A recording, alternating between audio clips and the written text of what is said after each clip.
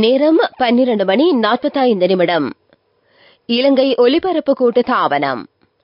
செய்திகள். செய்தியாசிரியர் ஸ்ரீ நாகவாணி ராஜா. வாசிப்பவர் ஷைலானி மயில்வாகனம் பெரேரா. முதலில் தலைப்புச் செய்திகள். அரசியல் அமைப்புக்கு அமைய தேர்தல் உரிய வகையில் இடம்பெறும் என ஜனாதிபதி உறுதிமொழி. பெருந்தோட்ட தொழிலாளர்களுக்கு அதிகரிக்கப்பட்ட சம்பளத்தை வழங்குவதற்கு ஒவ்வொரு தோட்ட கம்பெனியினதும் இயலுமையை ஆராய குழு. நாட்டின் பல பாகங்கள் தோரணை மற்றும் பந்தல்களால் அலங்காரம். நீர்த்தேக்கங்கள் பலவற்றின் நீர்மட்டங்கள் உயர்வு.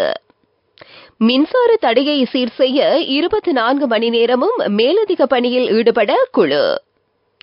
ரஷ்ய எல்லை பகுதியில் 20 லட்சம் ராணுவ வீரர்கள் தயார் நிலையில்.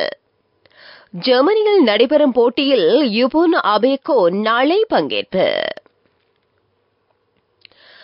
அரசியல் அமைப்பின் பிரகாரம் உரிய முறையில் தேர்தல் நடத்தப்பட வேண்டும் என ஜனாதிபதி நேற்று அமைச்சரவைக்கு அறிவித்ததாக அமைச்சர் கலாநிதி பந்துல குணவர்தன தெரிவித்துள்ளார்.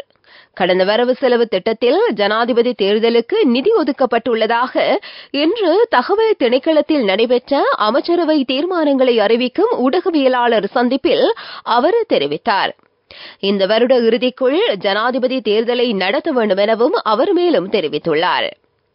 இதேவேளை காலி கராபிட்டிய போதனா வைத்தியசாலை தேசிய வைத்தியசாலையாக மாற்றப்படவுள்ளது. அத்துடன் பொத்துவில் ஆரம்ப வைத்தியசாலை மத்திய அரசாங்கத்தினால் பொறுப்பேற்று அபிவிருத்தி செய்யப்படும். இதனிடையே தோட்ட தொழிலாளர்களின் நாளாந்த சம்பள அதிகரிப்பை அரசாங்கம் அண்மையில் அறிவித்தது. எனினும் அதிகரிக்கப்பட்ட சம்பளத்தை செலுத்த முடியாத நிலையில் உள்ளதாக சில தோட்ட நிறுவனங்கள் அரசாங்கத்திற்கு இதுகுறித்து அறிவித்துள்ளன. நிலைமையை கருத்தில் கொண்டு அடுத்த கட்ட நடவடிக்கைகளை மேற்கொள்வதற்காக ஜனாதிபதியினால் முன்வைக்கப்பட்ட யோசனைக்கு அமைச்சரவை அங்கீகாரம் வழங்கியுள்ளது. அதன்படி ஒவ்வொரு தோட்ட கம்பெனிகளும் இந்த சம்பள அதிகரிப்பை வழங்குவதற்கான திறனை ஆராய குழு ஒன்றும் நியமிக்கப்படவுள்ளது. நாடு முழுவதும் வெசக் பௌர்ணமி தினத்திற்கான ஒழுங்குகள் மேற்கொள்ளப்பட்டுள்ளன. கடந்த ஆண்டை விட இம்முறை வெசக் பந்தல்களின் எண்ணிக்கை அதிகமாக உள்ளன. இன்று காலை முதல் புலனறுவை மாவட்டத்தில் உள்ள வரலாற்று சிறப்புமிக்க பௌத்த விகாரைகளில் தான நிகழ்வுகள் ஏற்பாடு செய்யப்பட்டுள்ளன. வரலாற்று சிறப்புமிக்க கல்விகாரையை பிரதானமாக கொண்டு சில அனுஷ்டானங்களும் இடம்பெறுகின்றன. இதற்கு மேலதிகமாக சோமாவதிய, திம்புலாகல, நாகலாந்த உள்ளிட்ட பௌத்த விகாரைகளை சூழவுள்ள இடங்களில் பல்வேறு தான நிகழ்வுகள் ஒழுங்கு செய்யப்பட்டுள்ளன. பக்தி கீத நிகழ்வுகளும் வெசாக் பந்தல்களும் கண்காட்சி எதிர்வரும் சனிக்கிழமை வரை புலனறுவ குட் மார்க்கெட் வளாகத்தில் மாலை 6:30 முதல் நடைபெறவுள்ளன. இம்முறை அரசு வெசக் வைபவம் வரலாற்று சிறப்புமிக்க மகா சங்கரத்ன தலைமையில் ஜனாதிபதி ரணில் விக்ரமசிங்கவின் பங்கு பற்றுதலுடன் மாத்தளை தர்மராஜ பிரிவினா விகாரையில் இன்று காலை நடைபெற்றுள்ளது. மற்றவர்கள் என்ன செய்தார்கள் என்பதை விட நாம் என்ன செய்தோம் என்பதில் கவனம் செலுத்த வேண்டும் என்பது இம்முறை அரசு வெசக் வைபவத்தின் தொனிப்பொருளாகும். கொழும்பு கங்காராம விகாரை, ஜனாதிபதி அலுவலகம், பிரதமர் அலுவலகம், சிங்கப்பூர் மகா கருணா பௌத்த சங்கம் இணைந்து நடத்தும் புத்தரஷ்மி வெசக் வலயம் இன்று முதல் எதிர்வரும் ஞாயிற்றுக்கிழமை வரை கொழும்பு ஜனாதிபதி அலுவலகம், ஷங்க்ரீலா மற்றும் கங்காராம விகாரைக்கு அருகில் நடைபெறவுள்ளது. இதேவேளை கொழும்பு பாதக்ஷ மாவட்ட மற்றும் பேரவாவியை அண்மித்த பகுதிகளில் நிர்மாணிக்கப்பட்டுள்ள வெசக் பந்தலை ஜனாதிபதி ரணில் விக்ரமசிங்க இன்று இரவு 7:30 திறந்து வைக்கவுள்ளார். வெசக் பக்தி கீதம் இன்று மாலை 6:30 ஐக்கிய தேசிய கட்சியின் தலைமையகமான சிறிகொத்தவில் ஆரம்பமாக உள்ளது. லசந்த அழகிய வண்ண அறக்கட்டளையின் ஏற்பாட்டில் மகர கடவத்த வெசக் வலயம் இன்று முதல் எதிர்வரும் ஞாயிற்றுக்கிழமை வரை கடவத்த அதிவேக வீதி நுழைவாயிலுக்கு அருகில் நடைபெறவுள்ளது. கொழும்பில் உள்ள வெசக் வலயங்களின் பாதுகாப்பிற்காக 3000க்கும் அதிகமான போலீசார் ஈடுபடுத்தப்பட்டுள்ளதாக பிரதி போலீஸ் மா அதிபர் இந்திகா ஹபகொட தெரிவித்துள்ளார். 12 வீதி தடைகள் அமைக்கப்பட்டுள்ளன. புத்த ரஷ்மி விசக் பிரதேசத்திற்கு தேவையற்ற பொருட்களை கொண்டு செல்வதை தவிர்க்குமாறு பொதுமக்களுக்கு கோரிக்கை விடுக்கப்பட்டுள்ளது. முக்கியமாக ஒலியை எழுப்பும் கருவிகள், முகமூடிகள், லேசர் டோர்ச்சுகள், பிரம்பு போன்றவற்றை கொண்டு செல்வதை தவிர்க்குமாறு கேட்டுக் கொள்ளப்பட்டுள்ளது. புத்த ரஷ்மி விசக் வலயத்திற்கு அமைவாக விசேட போக்குவரத்து திட்டம் ஒன்றும் அமல்படுத்தப்பட்டுள்ளது. நீங்கள் கேட்டுக்கொண்டிருப்பது இலங்கை ஒலிபரப்பு கூட்டுத்தாபனத்தின் செய்திகள்.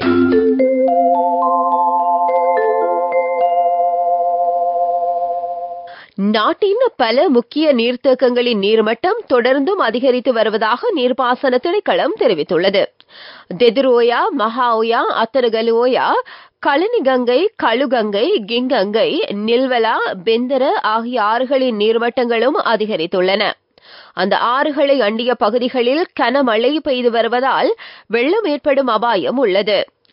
கலனி மற்றும் கிங்கங்கையின் மேல் பகுதிகளில் பலத்த மழை பெய்யும் என வளிமண்டலவியல் திணைக்களம் எதிர்வு கூறியுள்ளது.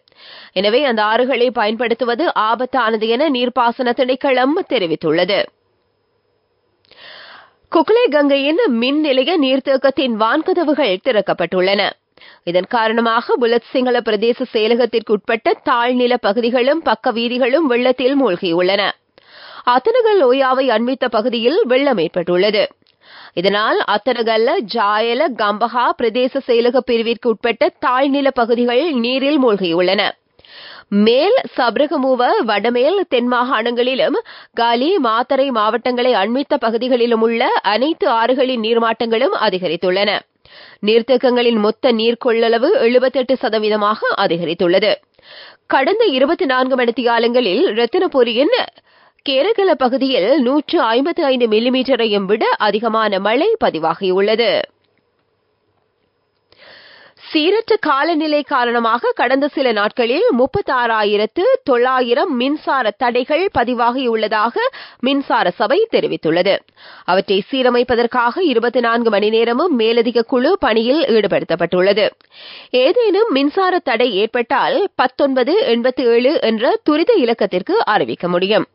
அந்த இலக்கத்துடன் தொடர்பை ஏற்படுத்திக் கொள்ள முடியாவிடின் தங்கள் மின்சார வாடிக்கையாளர் எண்ணுடன் 1987 என்ற எண்ணுக்கு குறுஞ்செய்தி மூலம் அறிவிக்கலாம்.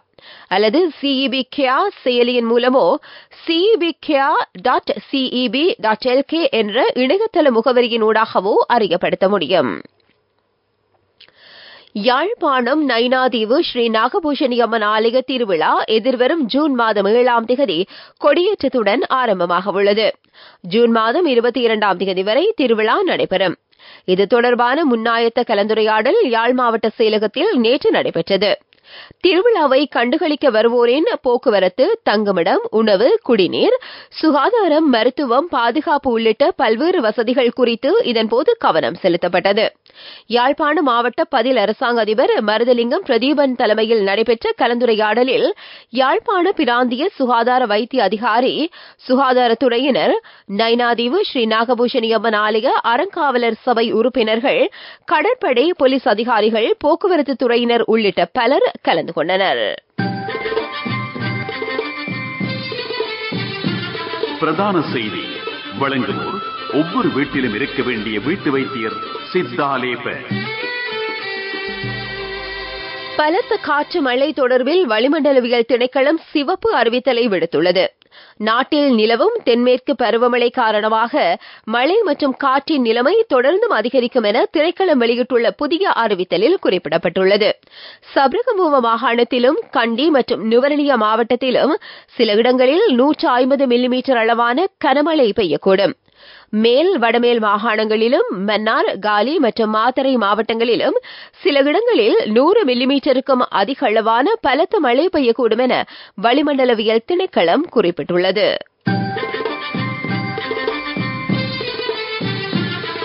பிரதான செய்தி வழங்கியோர் ஒவ்வொரு வீட்டிலும் இருக்க வேண்டிய வீட்டு வைத்தியர் சித்தாலேப.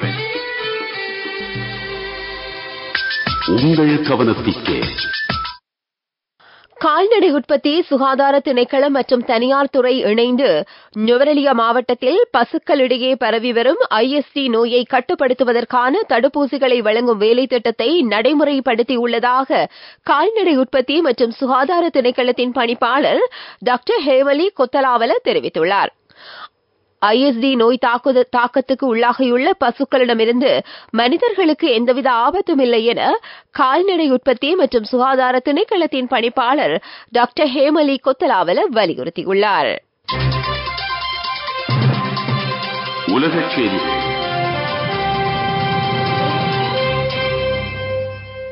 ரஷ்யா தனது எல்லைப் பகுதிக்கு அருகில் அணு ஆயுதங்களை கொண்டுவர ஆரம்பித்துள்ளது. ஜனாதிபதி விளாடிமிர் புட்டினின் உத்தரவின்படி உக்ரைனின் டொனெட்ஸ்க் பகுதியில் முக்கியமான மூலோபாய இடங்களில் இந்த அணு ஆயுத பயிற்சி நடத்தப்பட உள்ளது. இதற்காக ரஷ்யாவில் சேமித்து வைக்கப்பட்டுள்ள ஏவுகணைகள் மற்றும் பாலிஸ்டிக் ஏவுகணைகள் வெளியே எடுக்கப்பட்டுள்ளதாக மாஸ்கோ டைம்ஸ் பத்திரிகை செய்தி வெளியிட்டுள்ளது. மேற்கத்திய நாடுகளின் அச்சுறுத்தல்களுக்கு பதிலளிக்கும் வகையிலும் ரஷ்ய தேசிய பாதுகாப்பு சீர்குலைந்துள்ள சந்தர்ப்பத்திலும் ஆயுதங்களை பயன்படுத்துவதற்கான தடைகளை அகற்றும் வகையில் இந்த போர் பயிற்சி நடத்தப்படுகிறது. ரஷ்யா தற்போது பெலாரஸ் எல்லையில் பெலாரஷியன் படைகளுக்கும் வாக்னர் படைகளுக்கும் பயிற்சி அளித்து வருகிறது. 20 லட்சத்திற்கும் அதிகமான ராணுவ வீரர்களை ரஷ்யா தயார் செய்து வருகிறது. உக்ரைனில் பல நகரங்களை ஆக்கிரமித்து ரஷ்ய ராணுவம் முன்னேறி வருவதாக அண்மைய தகவல்கள் தெரிவிக்கின்றன. அபிவிருத்தி செய்திகள். ஜான் கீல்ஸ் புராப்பர்ட்டீஸினால் ஆரம்பிக்கப்பட்ட வீடமைப்பு அபிவிருத்தி திட்டம் ஜாயல பகுதியில் அண்மையில் ஆரம்பிக்கப்பட்டது. வீமன் வீடமைப்பு திட்டத்தின் 2ஆம் கட்டமே தற்போது ஆரம்பிக்கப்பட்டுள்ளது. இந்த அடுக்குமாடி குடியிருப்புகளில் 2 படுக்கை அறைகளுடன் மொத்தம் 5 அறைகள் காணப்படும். விளையாட்டுச் செய்திகள். ராயல் சேலஞ்சர்ஸ் பெங்களூரு அணியின் விக்கெட் காப்பாளரும் துடுப்பாட்ட வீரருமான தினேஷ் கார்த்திக் தனது ஓய்வை அறிவித்துள்ளார். தமிழகத்தைச் சேர்ந்த தினேஷ் கார்த்திக் IPL தொடரில் கொல்கத்தா, டெல்லி, பெங்களூரு, பஞ்சாப், குஜராத், மும்பை ஆகிய அணிகளில் விளையாடி 4842 ஓட்டங்களை குவித்துள்ளார். இதில் 22 அரைச்சதங்கள் அடங்கும். சர்வதேச கிரிக்கெட் தொடரில் இருந்து ஓய்வை நேரடியாக அவர் அறிவிக்கவில்லை என்றாலும் வர்ணனையாளராக செயல்பட்டு வருகிறார். இந்த நிலையில் நேற்று ராஜஸ்தான் ராயல்ஸ் அணியுடன் இடம்பெற்ற எலிமினேட்டர் போட்டியில் ராயல் சேலஞ்சர்ஸ் பெங்களூரு அணி தோல்வியடைந்து தொடரில் இருந்து வெளியேறியுள்ளமையும் குறிப்பிடத்தக்கது. ஜெர்மனியில் நடைபெறும் என்ஹோல்ட் 2024 தடகள விளையாட்டு விழாவில் ஆடவர் 100 மீட்டர் ஓட்ட போட்டியில் யுபோன் அபேகோன் போட்டியிடுகிறார். இந்த போட்டி நாளை நடைபெறவுள்ளது. ஒலிம்பிக் போட்டியில் கலந்து கொள்வதற்கு இது அவருக்கு மிகவும் முக்கியமானது. வர்த்தக செய்தி அனுசரணை. பட்டதாரியாகும் போது, திருமணத்தின் போது, குழந்தை பிறப்பின் போது மற்றும் 25வது திருமண ஆண்டு நிறைவின் போது 50,000 ரூபாய் வரை விசேட அனுகூலங்கள். மாதாந்தம் 12,500 ரூபாய் வீதம் சேமித்திடும் ஸ்ரீ சேவிங்ஸ் சாம்பியன்களுக்கு மேலும் பணப்பரிசுகள். கடந்த சில வாரங்களில் எரிபொருள் விற்பனை குறைந்துள்ளதாகவும், எனினும் வெசக் வாரம் ஆரம்பமாகியுள்ள நிலையில் எரிபொருள் விற்பனை வரலாறு காணாத வகையில் அதிகரித்துள்ளதாகவும் எரிபொருள் விநியோகஸ்தர்கள் தெரிவிக்கின்றனர். கடந்த சில நாட்களாக எரிபொருள் பாவனை அதிகரித்து வருவதால் எரிபொருள் நிரப்பு நிலைய உரிமையாளர்கள் வழமையை விட அதிகமான எரிபொருள் இருப்புகளை ஆர்டர் செய்துள்ளதாக அவர்கள் சுட்டிக்காட்டியுள்ளனர். பட்டதாரியாகும் போது, திருமணத்தின் போது, குழந்தை பிறப்பின் போது மற்றும் 25வது திருமண ஆண்டு நிறைவின் போது 50,000 ரூபாய் வரை விசேட அனுகூலங்கள்.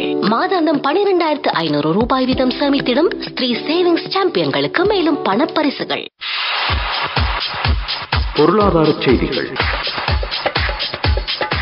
லங்கா சதோச நிறுவனம் நேற்று முதல் அமலாகும் வகையில் சில அத்தியாவசிய நுகர்வு பொருட்களின் விலையை குறைத்துள்ளது. இதன்படி 1 கிலோகிராம் நெத்தலியின் விலை 950 ரூபாவாகவும் 1 கிலோகிராம் இந்திய பெரிய வெங்காயத்தின் விலை 250 ரூபாவாகவும் குறைக்கப்பட்டுள்ளது. அத்துடன் 1 கிலோகிராம் கொண்டைக்கடலை 450 ரூபாவிற்கு விற்பனை செய்யப்பட உள்ளது. அதே நேரம் 1 கிலோகிராம் வெள்ளைச்சீனியின் விலை 275 ரூபாவாக நிர்ணயிக்கப்பட்டுள்ளதாக லங்கா சதோச நிறுவனம் அறிவித்துள்ளது. காலநிலை அறிக்கை. நாட்டில் தென்மேல் பருவப்பெயர்ச்சி நிலைமை படிப்படியாக தாவிக்கப்பட்டு வருகிறது. இதனால் தற்போது நிலவும் மழையும் காற்றும் மேலும் தொடரும் என எதிர்பார்க்கப்படுவதாக வளிமண்டலவியல் திணைக்களம் அறிவித்துள்ளது. மேல் சபரகமுவ, மத்திய, வடமேல், தென், வடக்கு மாகாணங்களில் அவ்வப்போது மழை அல்லது இடியுடன் கூடிய மழை பெய்யக்கூடும். சபரகமுவ மாகாணத்திலும் கண்டி, நுவரெலியா மாவட்டங்களிலும் சில இடங்களில் 150 மில்லிமீட்டருக்கும் அதிகமான பலத்த மழை வீழ்ச்சி எதிர்பார்க்கப்படுகிறது. மேல் வடமேல் மாகாணங்களிலும் மன்னார், காலி, மாத்தறை மாவட்டங்களிலும் சில இடங்களில் 100 மில்லிமீட்டருக்கும் அதிகமான மழை வீழ்ச்சி எதிர்பார்க்கப்படுகிறது. நாட்டின் ஏனைய பிரதேசங்களின் பல இடங்களில் மழை அல்லது இடியுடன் கூடிய மழை பெய்யக்கூடும். மத்திய மலைநாட்டின் மேற்கு சரிவு பகுதிகளிலும் வடக்கு, வடமத்திய, மேல், தென், வடமேல் மாகாணங்களிலும் அவ்வப்போது மணித்தியாலத்திற்கு 50 தொடக்கம் 60 கிலோமீட்டர் வரையான வேகத்தில் காற்று வீசக்கூடும். நாட்டின் ஏனைய பிரதேசங்களில் அவ்வப்போது மணித்தியாலத்திற்கு 30 தொடக்கம் 40 கிலோமீட்டர் வரையான வேகத்தில் காற்று வீசக்கூடும். இடியுடன் கூடிய மழையின் போது அப்பிரதேசங்களில் தற்காலிகமாக பலத்த காற்றும் வீசக்கூடும் என திணைக்களம் வெளியிட்டுள்ள அறிக்கையில் குறிப்பிடப்பட்டுள்ளது. நிறைவாக மீண்டும் தலைப்புச் செய்திகள். அரசியல் அமைப்புக்கு அமைய தேர்தல் உரிய வகையில் இடம்பெறும் என ஜனாதிபதி உறுதிமொழி. பெருந்தோட்ட தொழிலாளர்களுக்கு அதிகரிக்கப்பட்ட சம்பளத்தை வழங்குவதற்கு ஒவ்வொரு தோட்ட கம்பெனியினதும் இயலுமையை ஆராய குழு. நாட்டின் பல பாகங்கள் தோரணை மற்றும் பந்தல்களால் அலங்காரம். நீர்த்தக்கங்கள் பலவற்றின் நீர்மட்டங்கள் உயர்வு. மின்சார தடையை சீர் செய்ய 24 மணி நேரமும் மேலதிக பணியில் ஈடுபட குழு. ரஷ்ய எல்லைப் பகுதியில் 20 லட்சம் ராணுவ வீரர்கள் தயார் நிலையில். ஜெர்மனியில் நடைபெறும் போட்டியில் யுபுன் அபேகோன் நாளை பங்கேற்பு. இத்துடன் நமது மதிய நேர பிரதான செய்திகள் முடிவடைந்தன. எமது அடுத்த பிரதான செய்தி அறிக்கை மாலை 6 மணிக்கு ஒலிபரப்பாகும்.